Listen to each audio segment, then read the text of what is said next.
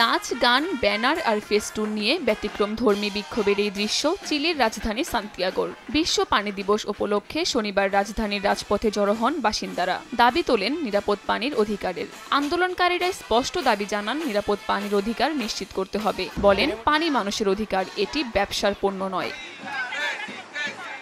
World resource ইনস্টিটিউটের তথ্য মতে চিলি লাতিন আমেরিকার একমাত্র দেশ যেখানে নিরাপদ পানির তীব্র সংকট রয়েছে। দেশটির পানি ব্যবস্থা 1980 সালে বেসরকারীকরণ করা হয়, যা জনগণের নিরাপদ পানির অধিকারকে সীমিত করে। পানি বেসরকারীকরণের বিরুদ্ধেও প্রতিবাদ জানান বিক্ষোভকারীরা। শুধু নিরাপদ পানিই নয়, পানির উৎস সংরক্ষণের বিষয়েও গুরুত্ব আরোপ করেন আন্দোলনরত বাসিন্দারা।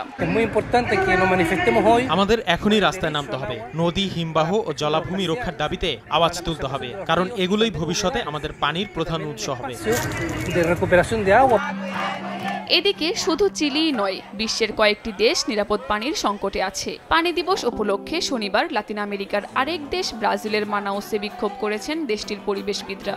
আহ্বান জানান আমাজনের পানি রক্ষায় সকলকে এগিয়ে আসার। দিবসটিকে ঘিরে একই দিন বিক্ষোভ হয়েছে ইউরোপের দেশ স্পেনের গ্লাসিয়াতে। বিক্ষোভ করেছেন অঞ্চলটিতে সেলুলোজ পাল্প প্লান্ট প্রকল্পের বিরুদ্ধে। পরিবেশবিদদের দাবি, এই প্রকল্প অঞ্চলটির আবহাওয়ায় ক্ষতিকর প্রভাব ফেলবে। কাকুলি আখতার, সময় সংবাদ।